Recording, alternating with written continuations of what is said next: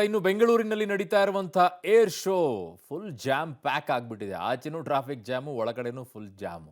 ಆ ರೀತಿಯಾಗಿ ಜನ ಹೋಗ್ತಾ ಇದ್ದಾರೆ ಏರ್ ಶೋಗೆ.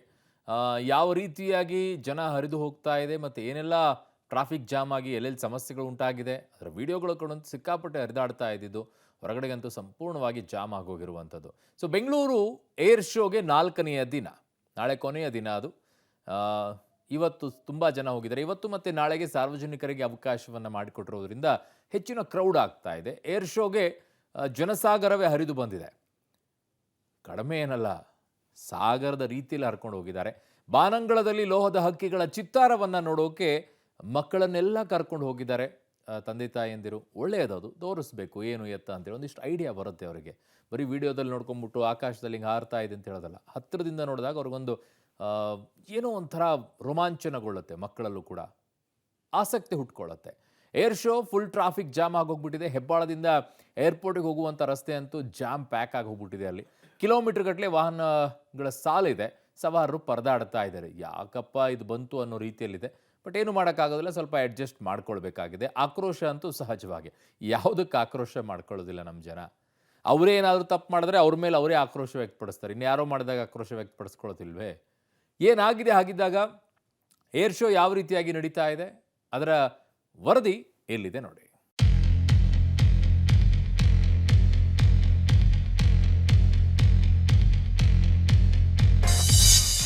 ಬೆಂಗಳೂರು ಏರ್ ಶೋಗೆ ಜನಸಾಗರ, ಆಗಸದಲ್ಲಿ ಲೋಹದ ಹಕ್ಕಿಗಳ ಚಮತ್ಕಾರ. ಬೆಂಗಳೂರಿನ ಯಲಹಂಕ ವಾಯುನೆಲೆಯಲ್ಲಿ ನಡೀತಾ ಇರುವ ಏರ್ ಶೋಗೆ ಜನಸಾಗರವೇ ಹರಿದು ಬಂದಿದೆ. 4ನೇ ದಿನವಾದ ಇವತ್ತು ಮತ್ತು ನಾಳೆ ಸಾರ್ವಜನಿಕರಿಗೆ ಏರ್ ಶೋ ವೀಕ್ಷಣೆಗೆ ಅವಕಾಶವನ್ನು ಕಲ್ಪಿಸಿಕೊಡಲಾಗಿದೆ. ಬೆಳಗ್ಗೆ 9:30ರಿಂದ 12 ಗಂಟೆ ಹಾಗೂ 12:30ರಿಂದ ಸಂಜೆ 5 ಗಂಟೆಯವರೆಗೂ ಕೂಡ ಬಾನಂಗಳದಲ್ಲಿ ಲೋಹದ ಹಕ್ಕಿಗಳ ಚಮತ್ಕಾರ ನಡೆದವು. ಸೂರ್ಯಕಿರಣ, ಅಮೆರಿಕಾದ F-35, ರಷ್ಯಾದ Su-57 ಶಕ್ತಿ ಪ್ರದರ್ಶನವನ್ನು ಮಾಡಿದ್ವು. ಸಾರ್ವಜನಿಕರಿಗೂ ಕೂಡ ಅವಕಾಶ ಕೊಟ್ಟ ಹಿನ್ನೆಲೆಯಲ್ಲಿ ಇವತ್ತು ಮತ್ತು ನಾಳೆ ಏರ್ ಶೋಗೆ ಲಕ್ಷಾಂತರ ಮಂದಿ ಆಗಮಿಸುವ ನಿರೀಕ್ಷೆ ಇದೆ.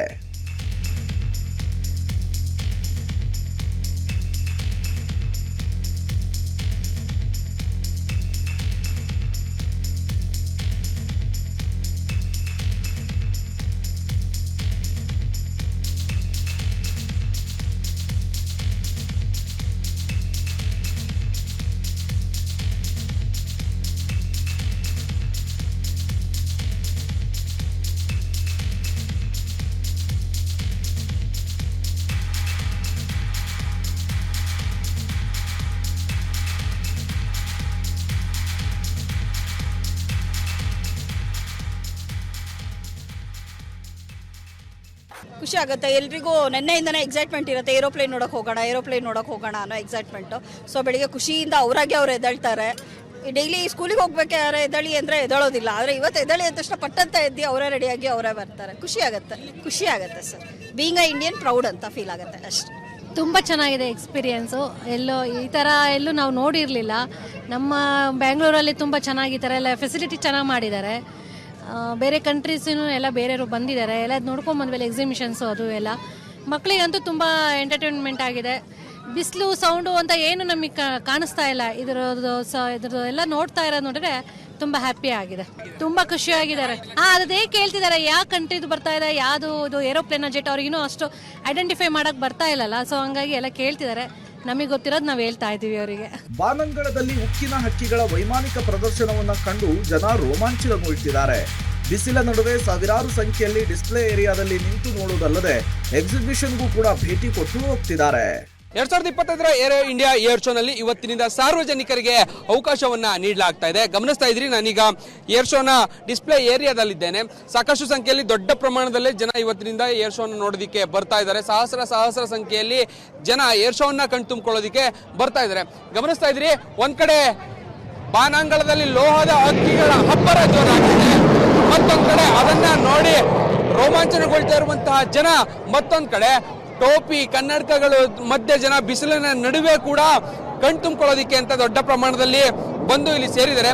ಗಮನಿಸ್ತಾ ಇದ್ರಿ, ಮಕ್ಕಳು, ಹಿರಿಯರು, ವಯಸ್ಕರು ಎಲ್ಲರೂ ಕೂಡ ಏರ್ ಶೋವನ್ನ ನೋಡಬೇಕು ಅನ್ನುವಂತ ಕಾರಣಕ್ಕಾಗಿಯೇ ಸಾಕಷ್ಟು ದೂರದ ಊರುಗಳಿಂದಲೂ ಕೂಡ ಬಂದಿದ್ದಾರೆ.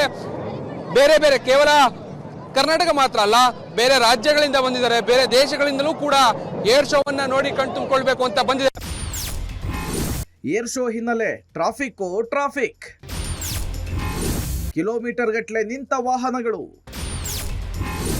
ಸಂಚಾರ ಅಡಚಣೆ, ಸವಾರರ ಹಿಡಿಶಾಪ.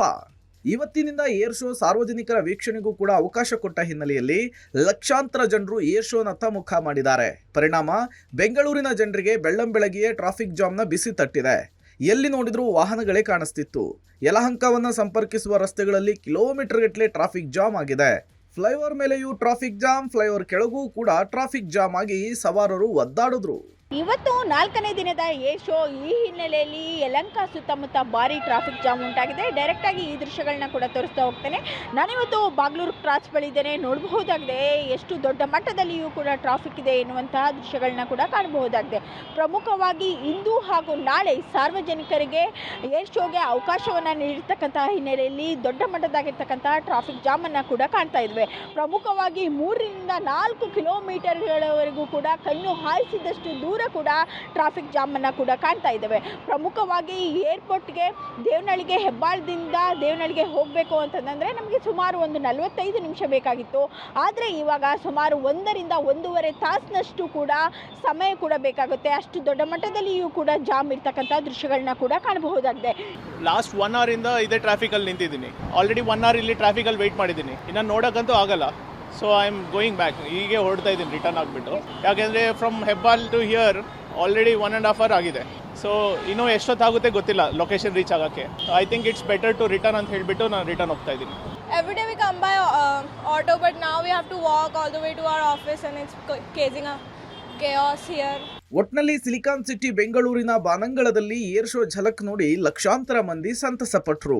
ಒಂದಕ್ಕಿಂತ ಒಂದು ವಿಭಿನ್ನ ಬಿರು ಬೇಸಿಗೆಯ ನೀಲಿ ಆಗಸದಲ್ಲಿ ಲೋಹದ ಹಕ್ಕಿಗಳ ಗರ್ಜನೆ ಇನ್ನು 1 ದಿನ ಕೇಳಿಸಲಿದೆ. Bureau report, public TV.